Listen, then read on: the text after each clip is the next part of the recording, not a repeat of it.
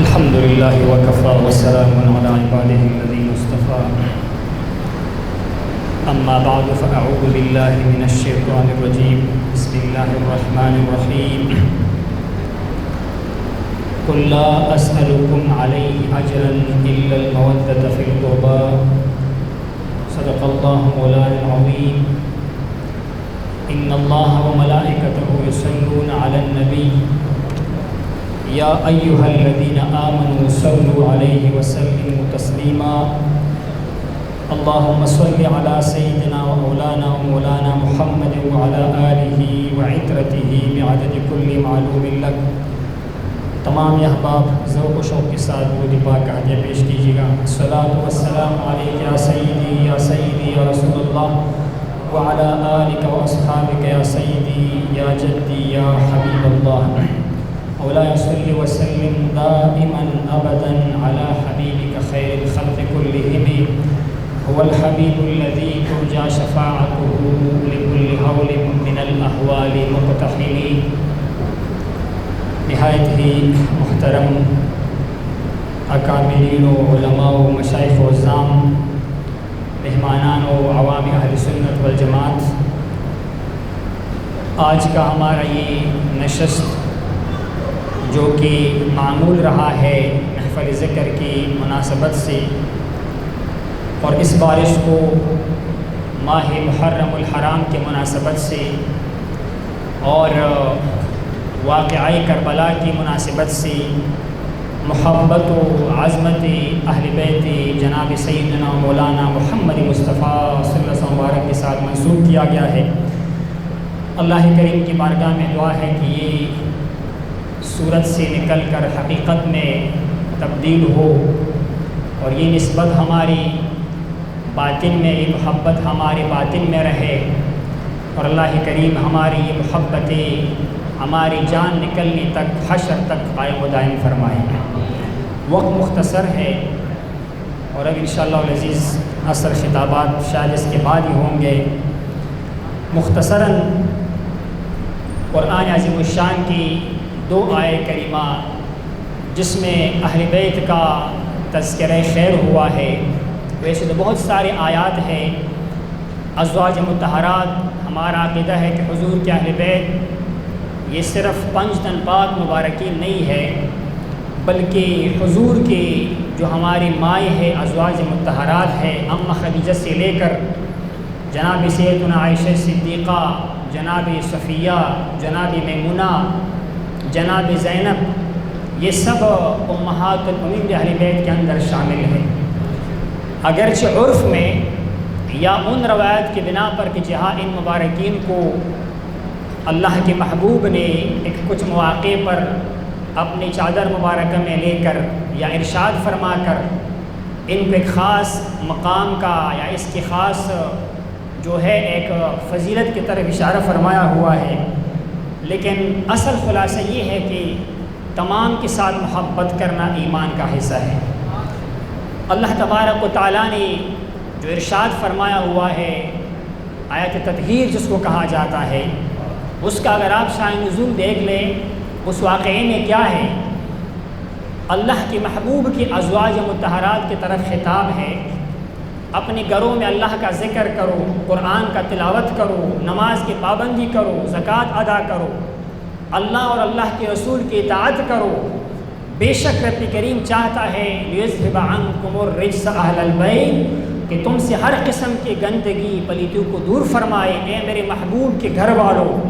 ویطہرکم تطہیرا، اور رب تمہیں خوب طہارت کے ساتھ پاک فرمائے، مزکا فرمائے، مطہر فرمائے. اگر ہم تفاسیر کی طرف جائیں گے قصہ طویل ہو جائے گا. حضور کی اہل بیت ازواج مطہرات بھی اس میں شامل، اور حضور کی خانوادے کی مبارکین جناب سیدتنا فاطمہ الزہراء خاتون جنت، سیدہ نساء اہل الجنت، اور جناب سیدنا حسن حسین مبارک جس کو حضور نے اپنے بیٹے قرار دیے، یہ سب ان مبارکین اس کے اندر شامل ہیں. اور پھر ایک خصوصیت اللہ کریم نے انبیاء کرام کا وظیفہ مقرر فرمایا، تکالیف برداشت کی، مصیبتیں برداشت کی. اللہ کے محبوب نے مکہ مکرمہ کے اندر کتنے تکالیف کو جھیلا، آپ مبارک 3 سال شعب ابی طالب میں قید رہے، مصیبتیں رہے، تکالیف رہی، اور پھر آپ مبارک کو ہجرت کرنا پڑا۔ آپ مبارک کے عزیز و اقارب شہید ہو گئے۔ جناب حمزہ حضور کا چچا شہید ہوا۔ آپ مبارک کے اپنے دان مبارک، آپ مبارک کا جسم مبارک طائف کے مقام پر، احد کے مقام پر رب کریم نے کیا فرمایا کہ اے میرے حبیب ان لوگوں کو کہو، مخاطب کرو، مجھے آپ لوگوں سے کچھ عوض نہیں لینا، کچھ اجرت نہیں لینا، الا المودۃ فی القربا، مگر میرا ایک مطالبہ ہے۔ اللہ کے محبوب کا اللہ تعالیٰ فرماتا ہے بتاؤ، ایک مطالبہ ہے کہ میں تم سے اپنے اقارب، اپنے رشتہ داروں کے بارے میں مودت کا، محبت کا مطالبہ کرتا۔ یہاں پر لفظ مودت ہے، ایک ہے محبت۔ اس کے بارے میں مفسرین فرماتے ہیں محبت یہ ہوتا ہے انسان کبھی کبھار محبوب کے بغیر بھی گزارا کر لیتا ہے۔ اگر محبوب نہ بھی ہو انسان برداشت کر سکتا ہے، گزارا کر سکتا ہے، لیکن جس کے ساتھ مودت ہوتی ہے، ود سے نکلا ہوا ہے، یہ ایک محبت کا انتہا کا درجہ ہوتا ہے۔ اور اس کا مثال اس طرح ہے جس طرح مچھلی کا تعلق پانی کے ساتھ ہے۔ اگر مچھلی کو پانی سے باہر نکالو گے تو کیا ہو جائے گا؟ وہ تڑپ تڑپ کے اس کا جان نکل جائے گا۔ تو اللہ کے محبوب کے خانوادے کے ساتھ، اقارب کے ساتھ، ان کے ساتھ محبت کرنا اللہ تعالیٰ وہ فرماتا ہے مطلوب ہے، محبت نہیں مودت کرنا مطلوب ہے۔ اور یہی پہچان ہے اہل سنت والجماعت کا۔ اللہ کریم ہم اس پہ عمل کرنے کی توفیق نصیب فرمائے۔ بہت ساری فضیلتیں ہیں، بہت سارے مناقب و محامد ہیں اہل بیت کے۔ ایک حسین کریمین کے بارے میں جو احادیث مبارکہ صحیح ہے اس کی تعداد درجنوں میں نہیں، سینکڑوں میں ہے، سینکڑوں میں ہے سوائق محرقہ کے اندر، اسی طرح مختلف کتب کے اندر۔ اور جناب سیدنا خاتون جنت کے بارے میں، جناب سیدنا علی شیر خدا کے بارے میں، ان مبارکین کے ساتھ محبت کے تقاضے بھی ہیں۔ ہمارے یہاں چونکہ فضائل پر زور دیا جاتا ہے اور اچھی بات بھی ہے، فضائل، عقیدہ، محبت ضروری ہے، لیکن اس کے تقاضوں کو بھی مد نظر رکھنا چاہیے۔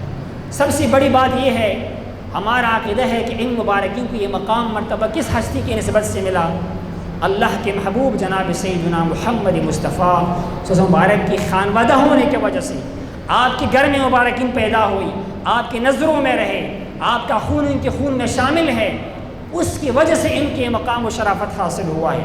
تو اللہ کے محبوب کے طریقے پر، سنتوں پر عمل کرنا بھی ضروری ہے، آپ مبارک کے پیغام پر بھی عمل کرنا ضروری ہے۔ آپ دیکھ لیجئے گا محبت اہل بیت کا تقاضا کیا ہے۔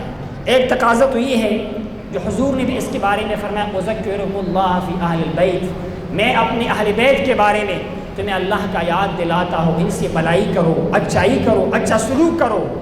اور آپ مبارک ارشاد فرمایا ان کے ساتھ خیر کا معاملہ کرو۔ ایک روایت کے اندر ہے اللہ کے محبوب نے ارشاد فرمایا اگر میری اہل بیت یا میری خانوادہ، میرا اولاد، سادات یہ کبھی اچھائی کا کام کرتا ہو، اچھے ہو، اللہ کی خاطر ان کے ساتھ اچھا سلوک کرو۔ اگر کبھی میرا اولاد خدا نہ کرے فاسق فاجر ہو، یعنی برے کام کی طرف بھی چلا جائے، اس کا معاملہ خراب بھی ہو جائے، معصوم تو اللہ کے انبیاء ہے، غلطیاں تو کسی سے بھی ہو سکتی ہے، سادات سے بھی غلطیاں ہو سکتی ہے۔ حضور نے کیا فرمایا؟ پھر میرے وجہ سے ان کے ساتھ بھلائی کرو، میرے وجہ سے ان کے ساتھ اچھا سلوک کرو۔ حضور نے ترغیب دلایا، اور آپ کے اہل بیت کا یہ شان اور یہ شرافت اور یہ مرتبت ہے۔ اسی طرح اہل بیت کے ساتھ محبت خود بھی کرنا اور اولاد کو بھی محبت سے کرنا۔ حدیث مبارک میں حضور نے ارشاد فرمایا اولاد کو 3 چیزوں کا تعلیم دے دو۔ ایک، اس کو تعلیم دے دو اپنی نبی کی محبت کا صلی اللہ علیہ وسلم، حضور سے محبت۔ دوسرا، حب اہل بیت النبی صلی اللہ علیہ وسلم، حضور کی اہل بیت، میرے اہل بیت کا محبت سکھاؤ۔ اور تیسرا کیا ہے؟ حب القرآن، اس کو قرآن کا محبت سکھاؤ۔ یہ نہیں ہے کہ اہل بیت سے محبت کا دعویٰ ہے لیکن شریعت نہیں ہے، داڑھی نہیں ہے، نماز نہیں ہے، بس جناب والا محرم کا مہینہ آیا، ماتم کیا، مرثیہ کیا، نہ کوئی نماز کا فکر ہے۔ اہل بیت کی تو سیرت پڑھنا چاہیے، اس کا کردار پڑھنا چاہیے۔ وہ مبارکین تو میدان جنگ میں بھی نماز کو چھوڑنے والے نہیں ہیں، وہ مبارکین تو حلال و حرام کا خیال رکھنے والے ہیں، وہ تو دین کے علم بردار تھے۔ جو واقعہ کربلا ہوا وہ دین کی وجہ سے ہوا، ایک فاسق و فاجر کے مقابلے اسی لیے ہوا کہ وہ دین کے تختے کو گرانے والا، ہدم کرنے والا، نقصان پہنچانے والا تھا۔ تو یہ تقاضا ہے اس کے ساتھ محبت کا۔ اسی طرح ان مبارکین کی طریقے پر عمل کرنا۔ جناب سیدنا امام زین العابدین مبارک جو اہل بیت کی خانوادگی کا وہ فرد ہے، واحد فرد تھا جو کربلا کے میدان امام حسین کے اولاد میں سے اللہ نے آپ کو محفوظ رکھا، شہادت آپ کو نہیں نصیب ہوئی وہاں پر۔ اور جناب سیدنا حسن مصنع جو امام حسن مجتبیٰ کا شہزادہ تھا، یہ دو مبارکین جس سے پھر آگے حضور کی نسل مبارک چلی۔ یہ مبارک نمازیں پڑھتا ہے، اس مبارک کی سر مبارک ایسے کمرے میں نماز پڑھتا ہے کہ آپ مبارک کا سر مبارک جھکا ہوا ہے جس طرح رکوع کی حالت میں ہوتا ہے، رنگ مبارک پیلا، روزہ رکھ کے، کھم کھانا کھا کے، شب بیداریاں کر کے، ہمیشہ رو کر کسی نے کہا تم حضور کا شہزادہ ہو، تمہارا یہ مقام ہے، یہ مرتبہ ہے، اشرف خاندان ہے تمہارا، عظیم خاندان ہے تمہارے وسیلے سے تو بڑے بڑے دعائیں مانگتے ہیں۔ جناب عمر فاروق اللہ تعالیٰ کی بارگاہ میں حضور کی خانوادگی کو پیش کرتا تھا، یا اللہ اس کے وسیلے سے ہم پر رحم فرما، کرم فرما، بارش برسا۔ انہوں نے کیا جواب دیا؟ انہوں نے جواب دیا، فرمایا کہ ہم زیادہ حقدار ہیں کہ جو دین، جو طریقہ ہمارا نانا یا ہمارا باپ لے کر آئے ہیں، حضور لے کر آئے ہیں، ہم اس پر عمل کریں، اس کے طریقے پر چلیں۔ تو یہ ہے محبت اہل بیت کا تقاضا کہ ان کے ساتھ محبت کرو۔ ایک اور بات جس طرح پہلے حافظ صاحب نے اشارہ کیا، اہل بیت کی محبت کا تقاضا یہ ہونا چاہیے کہ انسان اہل بیت کا محبت، اس کے ساتھ تعلق، وہ اس چیز پر نہ لے کر آئے معاذ اللہ کہ وہ صحابہ کرام کا گستاخی کرے، خلفائے راشدین کی گستاخی کرے۔ تاریخ کے واقعات کو لے کر حضور کے صحابہ سے محبت کرنا بھی ایمان کا حصہ ہے۔ اور وہ حدیث مبارکہ کیا خوب ہے، اہل بیت کا مثال وہ سفینی کی طرح، کشتی کی طرح ہے۔ کشتی میں بیٹھو اور طوفان سے بچو، سمندر کو پار کرو، لیکن کشتی کو پار لے جانے کے لیے اصحابی کالنجوم، آسمان میں تاروں کی ضرورت ہے۔ صحابہ کرام، یہ قرآن جو ہمارے پاس پہنچا ہوا ہے، احادیث مبارکہ، شریعت، حلال و حرام کے مسائل، یہ اہل بیت کے ساتھ ساتھ حضور کے صحابہ کرام کا، خلفائے راشدین کا محنت ہے۔ ہم ان کی مرہون منت، ان کے احسان تلے دبے ہوئے ہیں۔ ان سے محبت کرنا، ان سے پیار کرنا، ان سے عشق کرنا اور ان کی تعلیمات پر عمل کرنا، اللہ کے نعمات کا عمل کرنے کی توفیق نصیب فرمائی، ان کے طریقے پر چلنے کی توفیق نصیب فرمائی۔ وہ شیخ سعدی صاحب مبارک، انہوں نے کیا خوب شعر کہا، اہل بیت کا وسیلہ پیش فرمایا کہ الہی بحق بنی فاطمہ کہ برقول ایمان کو نیک خاتمہ۔ یا اللہ، اہل بیت کے وسیلے سے، جناب ام فاطمہ کی وسیلے سے، یا اللہ ایمان کے ساتھ دنیا سے جانے کی توفیق نصیب فرما۔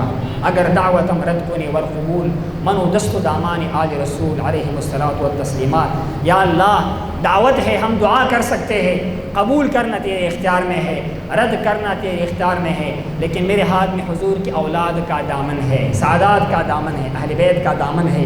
اور امید ہے اس بات کا، جس طرح مجدد صاحب کے والد صاحب نے فرمایا تھا، جناب مجدد صاحب کے والد گرامی، وہ فرمایا تھا کہ مجھے امید ہے اگر اہل بیت کی محبت ہوگی میں دنیا سے ایمان کے ساتھ جاؤں گا، اور اللہ نے آپ کو وہ مقام عطا فرمایا۔ جیسے مبارک فرماتے ہیں، میرے والد کا وصال کا وقت آیا تو میں نے سوال کیا کہ بتاؤ قبلہ والد گرامی، اہل بیت کا محبت دل میں ہے کہ نہیں؟ فرمایا ہاں، اللہ کا حمد ہے، میرے دل میں اہل بیت کی محبت ہے، اور مجھے امید ہے کہ میرا آخری خاتمہ ایمان کے ساتھ ہوگا۔ اور آپ مبارک اپنی جان رب کریم کی بارگاہ میں سپرد کر گئی۔ اللہ کے عمل کرنے کی توفیق نصیب فرمائی، اہل بیت کی سچی محبت نصیب فرمائی، صحابہ کی محبت نصیب فرمائی۔ وآخر دعوانا ان الحمد للہ۔